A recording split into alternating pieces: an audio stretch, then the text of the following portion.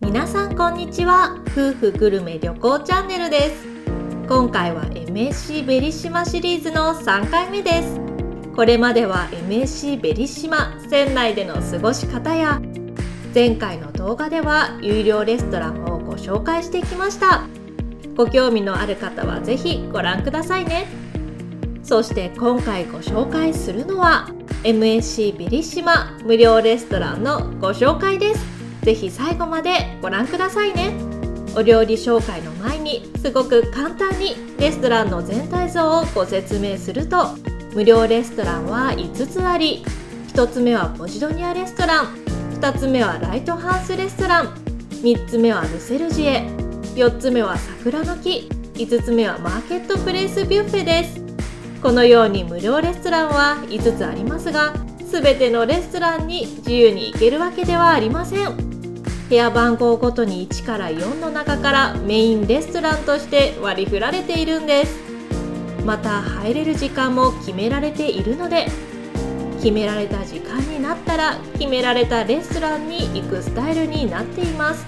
ビュッフェ以外のレストランのお料理は全て同じなので、その点は不安に思う必要はありません。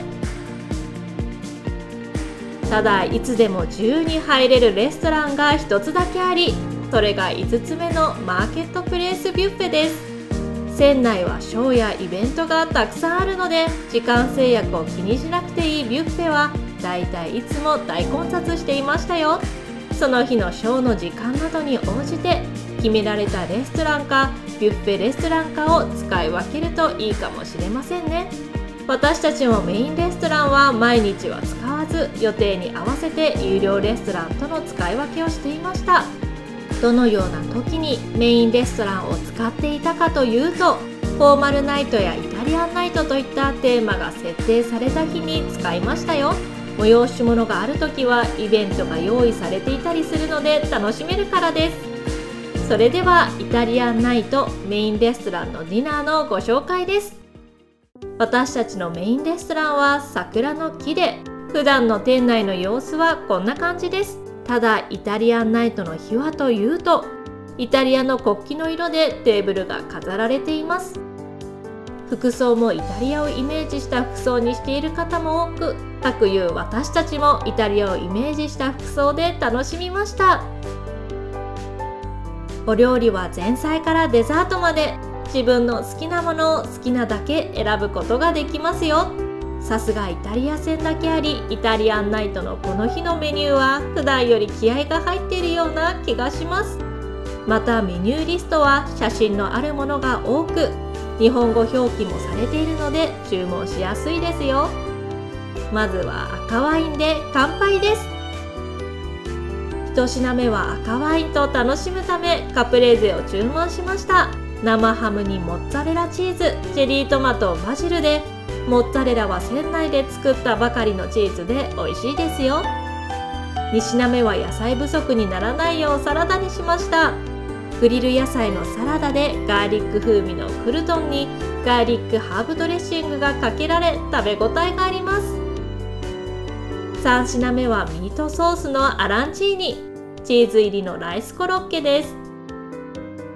ライスだけでなくグリーンピースも入っていてとても美味しかったです。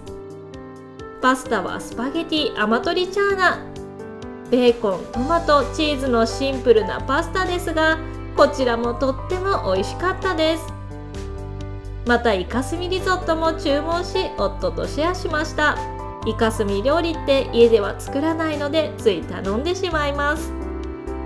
メインは夫はラム肉の香草グリル、付け合わせはじゃがいも、インゲン、トマトです。臭みは強くなく食べやすかったそう。私のメインは牛オッソブーコのクレモラータソース、すね肉にエンドウ豆、ポテトピュレ、パセリのお料理です。ポテトピュレはレモンの風味がし、凝った付け合わせでした。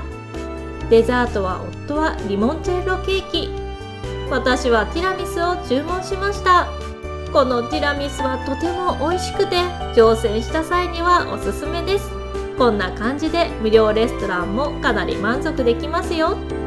また他の日のディナーとしてフォーマルナイトディナーもご紹介します。1品目はブロッコリーとカリフラワーのフラン。ブロッコリーの風味が強く、トマトソースとの相性もいいです。夫はスモークサーモンをチョイス。ケーパーとレモンがいいアクセントになっていたそう。お次はエビのクリームスープ。中華風の胃腸に優しそうなスープでした。パスタはポルチーニだけのタリオリーニ。同じものを注文しましたが、私のパスタはソースが少なめ。この日は利用客が多く、厨房もホールも忙しそうでした。メインはフォーマルナイト名物のロブスター。プリプリでとっても美味しかったです。さらにポークソテーも注文しましたよ。料理は複数頼めるのでメインを2品注文しちゃいました。ガーリック風味のソースが美味しくて、お肉の表面はカリカリで食感も良かったです。お次はデザート。私はチョコレートケーキを注文しました。夫が注文したのはリンゴのタルトタタン。リンゴ自体の自然の甘みを感じ、完成度の高いデザートだったそう。そしてこんなイベントもありましたよ。この日はホワイトナイトで白い服を着た乗客とクルーと一緒にダンスするパフォーマンスなんかもあって面白かったです。テーマのある日はメインレストランに行くのもいいかもしれませんね。そしてお次はランチのご紹介です。メインレストランは部屋ごとに割り振られていると冒頭でお伝えしましたが、他のレストランも行けるタイミングもあり、それはランチと朝食です。朝食とランチはライトハウスで提供されます。ただディナーがライトハウスの人は同じ場所になりますね。ランチメニューもディナー同様コース料理になっており、好きなものを好きなだけ注文することができます。こちらも写真があり、お料理のイメージがしやすい。メイン料理は9品もあり、全てのお料理の写真があるわけではありませんが、写真のないお料理は日本でも馴染みのあるお料理で、こちらも注文しやすいようになっていました。パンは4種類あり、こちらも好きな数だけ食べられます。そしてデザートは5種類もありますよ。レストランは基本的にワンドリンク注文なので、夫も私もジンジャーエールを注文しました。ちなみにドリンクパッケージは購入していませんので、ドリンク代は1人 3.8 ドルほどです。それではお料理のご紹介です。1品目は前菜のカントリーサラダ。